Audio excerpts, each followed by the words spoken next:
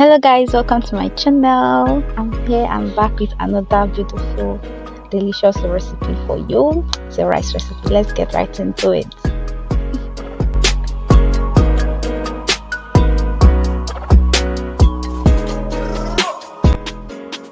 Okay, so this recipe I couldn't film the ingredients, but I'll be putting all the ingredients in the description box, so just check it out. Okay, so you just add some water to the meat. The beef I'm using beef. Cover this to cook till it is tender.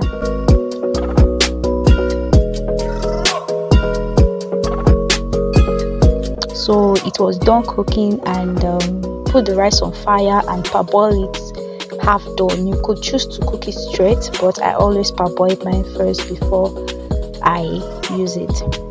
I'm sorry for the whole cuts. I didn't film when I was done, but this is the meat stock, the water from the meat I cooked, or rather I steamed.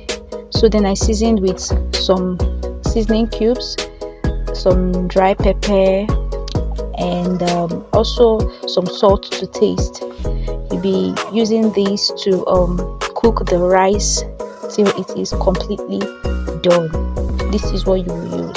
Pretty much fried rice recipe, but it's in a local style.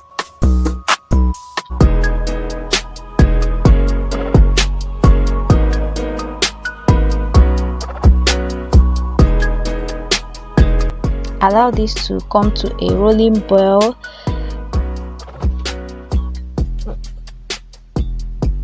When this boils, you go ahead to add the rice. Now you're doing this so that the flavor from the meat stock will enter the rice. Okay, there's no much adding. You don't add too much seasoning here, too much curry as well. So we don't want a yellow rice, we just want it to have the flavor from the meat. Give this a stir, and then after stirring, you're going to allow this to cook till it is completely tender.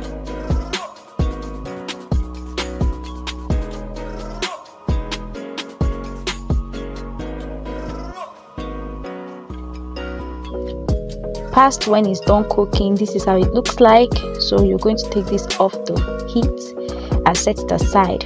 Now in a pan, you're going to heat up some palm oil. Now we're using palm oil for this recipe. Okay, this is a local native fried rice, so you're gonna have to see it that way. Okay, so we're using palm oil for the frying. So we're going to be frying this meat. I cut it into little chunks. The meat we boiled earlier, so you cut it into little chunks. I'm going to fry this till it is kind of crisp, but not completely crisp. When I mean crisp, I mean hard on the outside a little bit. It won't be so fried. Okay, keep frying this and frying till you get that consistency. Look at how it looks like right now. It's more like a little bit dry outside. Okay, so that's what you want to achieve. Please ensure to cut it this tiny. Take it out the heat.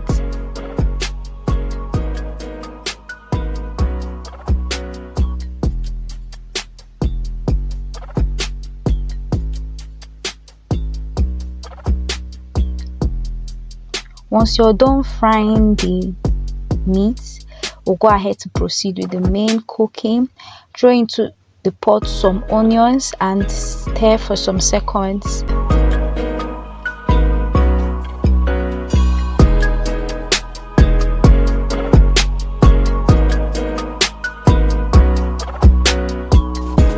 Go ahead to add the Scotch bonnet pepper chopped.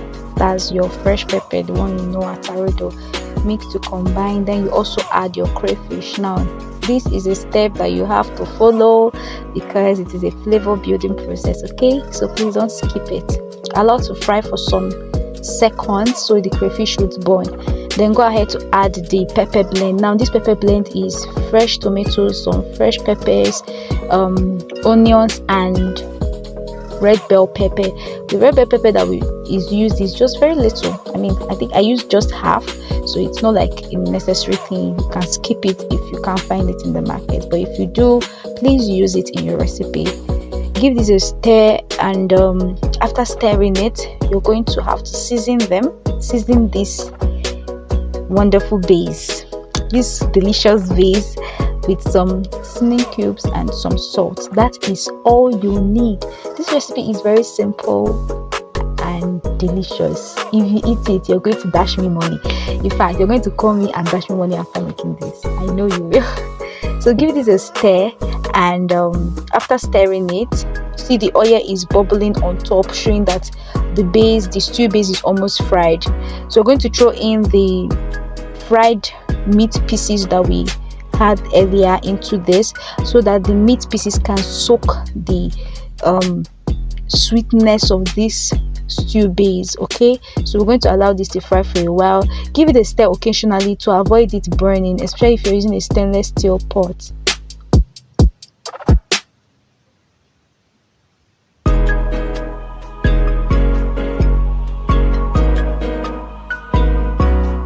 Cover and allow to fry for just 3 minutes, because we're already done with the frying process. Okay, so past 3 minutes, this is how it looks like. The meat is soaked with the sweetness of the stew base, and we are good to go. We are almost done with this recipe. Okay, so just keep watching and keep following me. Okay.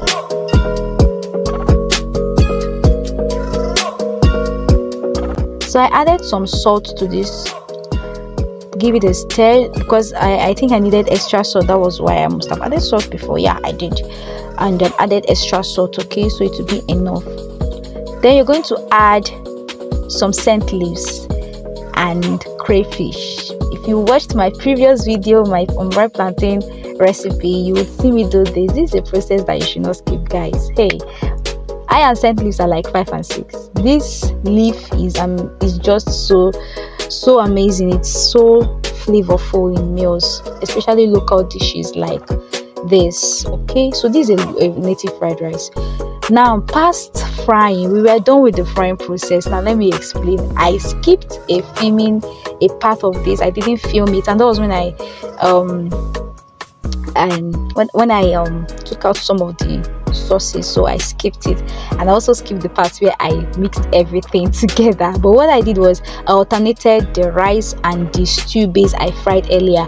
I'll put some rice and then some stew base, and I'll mix it, and that's how we got to this stage. Okay, till all the rice is exhausted. So this is where you will be at the stage where you fry it. You're not going to add any water to this. You're not going to add anything else. This is how it's going to look like. Look at how pretty, and oh god, it's just looking beautiful in the eye. So this is native fried rice. That's what I call it. Okay, so give this a final mix, because we are done with this recipe. It is so, oh god, it is so delicious. I can't explain. All right, so pretty much we're done with this recipe. It's very simple, right? Please endeavor to share with your friends when you recreate, and also recreate this as well. Thank you so much for watching, guys. Look forward to seeing you in my next video. Bye.